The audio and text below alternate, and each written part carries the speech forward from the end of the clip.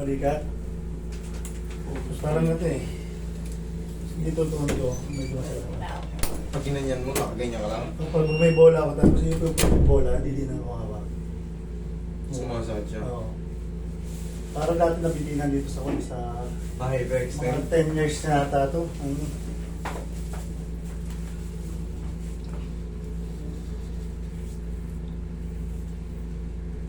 Okay, hindi naman siya frozen. Maaaring lumis na ng konti yan. Ayun. Konti. Kuya ka?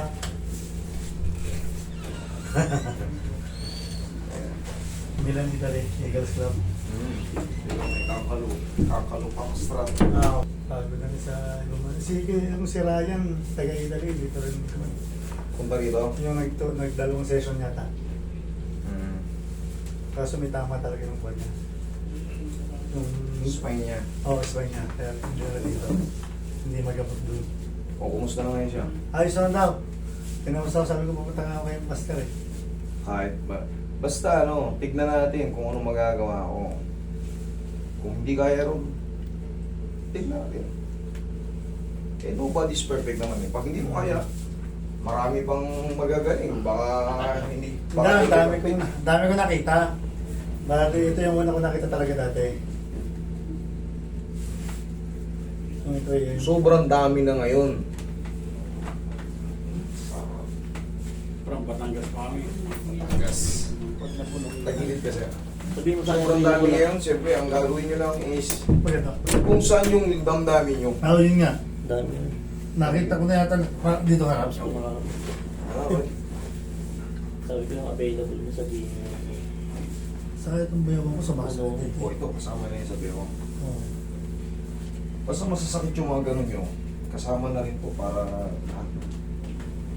Yan. Kabilang side. Buhay dito sir.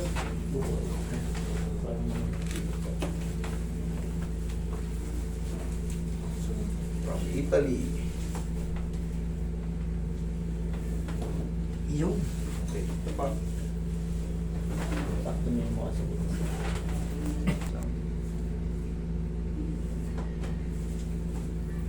Para pag di nagawa, di dadalhin doon.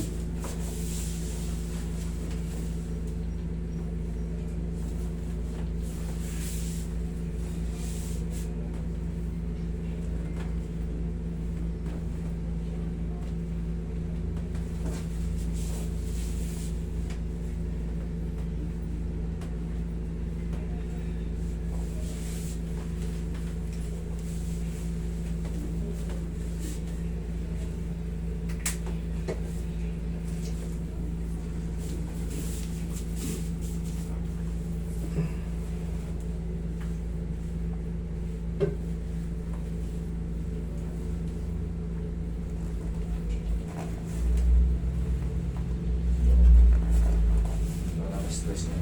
Okay. Okay.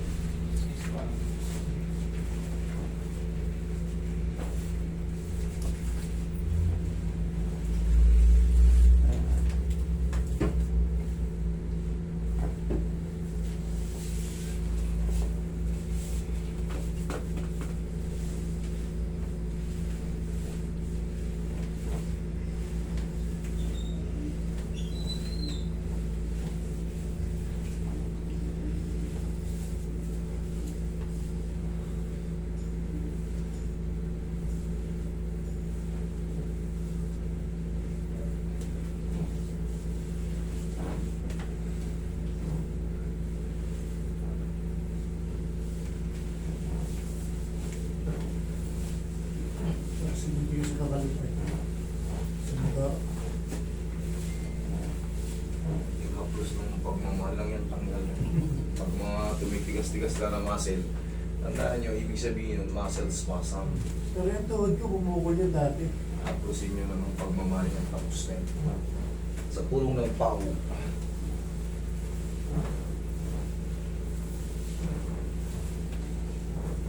Pero pag sa mga joint, tuhod, yan, hindi kaya ng basta-basta haplos yan, kailangan pektusan yan. Pero pag sa mga ganito, ganyan, tumitigas yung mga tube na naglag ng anak ko eh, bumukol. Okay, inhale. Exhale. Sarap. Diyan ka lang muna, maganda tayo. Pero yung tuhod mo good naman, wala namang problema. Minsan tumutunog siya. Ito. Tumutunog lang. Oo. Wala yun. Wala yun. Oo. Pwede ka nang sinusunod dyan. Naramdaman mo kanina yung inangat ko rito. Dito, oh, dito mo ito. Lakas naman. Yun yun, bumabangan. Umadjust na ng konti yan. Pero madali lang naman ayusin to kasi hindi to frozen shoulder. Kaya, Pero pag frozen shoulder, magbaon kayo ng 10 kilo lakas sa loob kasi may aray-aray yun. Pero hindi naman talaga may galaw, no? oo, yun talagang pag inaangat yung katawan na yung umaangat. Ito kasi kung nagdadrive ko motor na, no? Mga ngalay yan. Nangangalay na ako ginagawa. Napapalagot ako sa kuwan. Okay lang ba yun? Walang problema. Basta ang pagpapalagutok nyo paangat. Ano dapat ang lagot ako? Ganito. Kagaya ng ginawa ko. Ganun. Oo. Pero yan, tapos na. Angat na. Yung motor, Huwag yung papahatak. Bababa yan. pag ako kasi nagbumotor, ngalahin, no? Ginagawa ko, nakahawak ko ni Bella, ginagawa ko lang. Ganito Pero kasi lumalayo. ano, ito yung anatomy ng shoulder. Hindi mo madidislocate yan ng paangat. Oo. Kasi may harang yan, may May acromium harang, yan oo. eh. Pag umangat man yan, lumampas ng paganon, walang nangyayaring ganun. Ang Oo. madidislocate lang yan, pababa, or paharap, or patay likod. Pero yung paangat, malabo. Kasi may tukod dyan. May tukod dyan. Kaya wag na wag yung ipapahata kasi masaya yung shoulder nyo. Dun Huwag yung ipahata, ipaangat nyo. Bumababa lang ng konti yan, shoot ulit yan. Tutunog ng... Kagaya ng ginawa ko kanina, ganun lang yun. Maaari may matira pang konti rito. Yun dahil sa pinaka-rest, yung baga trauma nung nakaraan. Pero yan, dire-diretso na. Pag napahinga mga 3 araw, 4 na araw. Wash out na yan. Nawala na yung laman nito eh. Tagal na kasi dito. 12 years na.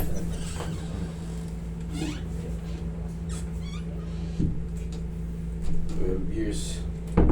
Nung mula nag ibang bansa ako, nabitin na to. Hanggang sa dinala ko pagtatrabaho. Ay, ang bibigat ng binubuhat ko doon. Okay? Check mo pa.